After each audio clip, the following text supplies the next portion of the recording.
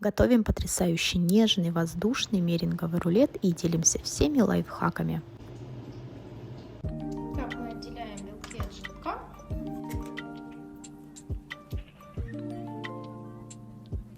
Также яйцо лучше заранее достать из холодильника, тогда белок будет лучше взбиваться. И следите, чтобы желток не попал в белок, потому что лишний жир нам здесь не нужен. Если попадет желток, то тогда невозможно будет хорошо взбить. Также небольшой лайфхак, чтобы белок однозначно взбился, мы можем добавить совсем немножко лимонной кислоты в него, и он будет гораздо лучше взбиваться. Также та емкость, в которой вы будете взбивать белок, она не должна быть ни в коем случае жирной. То есть даже остатки жира или каких-то других продуктов, это недопустимо, у нас белок может не взбиться. Здесь уже отвесили необходимое нам количество сахара, мы будем взбивать белок вместе с сахаром, но также нам нужно будет добавить крахмал, поэтому мы немножко сахара просто на глаз сейчас убираем, куда-нибудь другую емкость убираем, и мы сюда просеем крахмал.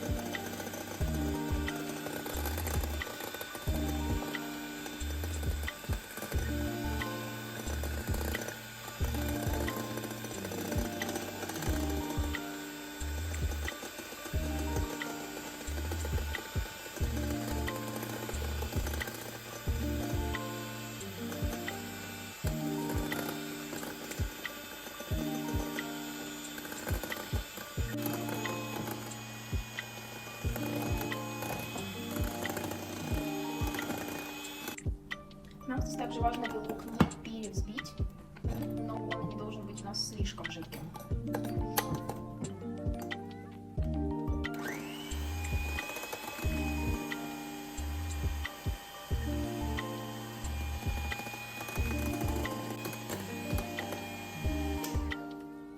Когда вы проводите по смеси, должны оставаться такие хорошие следы. Это признак того, что белок уже взбит. Так, напоминаю, духовка у нас на этот момент нагревается до 100, примерно 60 градусов. Можно ее нагреть. Потом мы немножко убавим и добавляем понемногу крахмалу с сахаром. И перемешиваем так, чтобы у нас смесь это не опала. Очень бережно, снизу вверх мешаем. Примерно в 2 приема можно это все вмешать. Не нужно это растягивать на 10, иначе белок упадет. Так, напомню, духовка у нас уже нагрелась.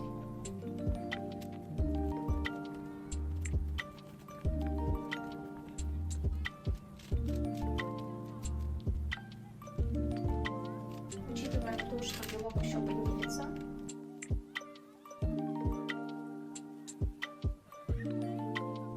посыпаем это все миндальными лепестками. Отправляем в духовку. Тем временем мы начинаем делать крем. Я взяла вот такой вот творожный сыр. Я добавлю сюда совсем немного сахарной пудры, потому что я буду добавлять сюда маракуйю, а она у меня уже с сахаром.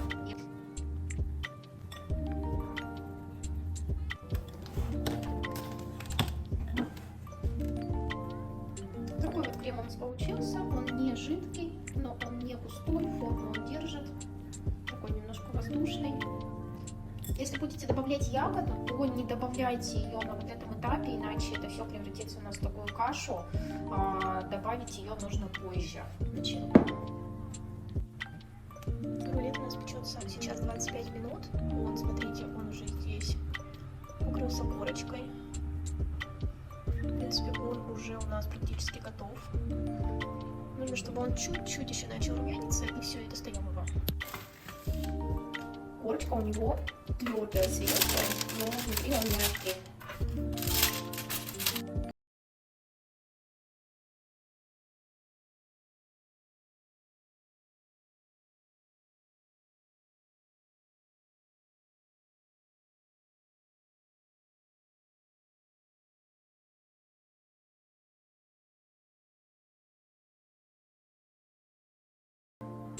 Я решила добавить пюре маракуйи, но, смотрите, оно такое довольно жидкое.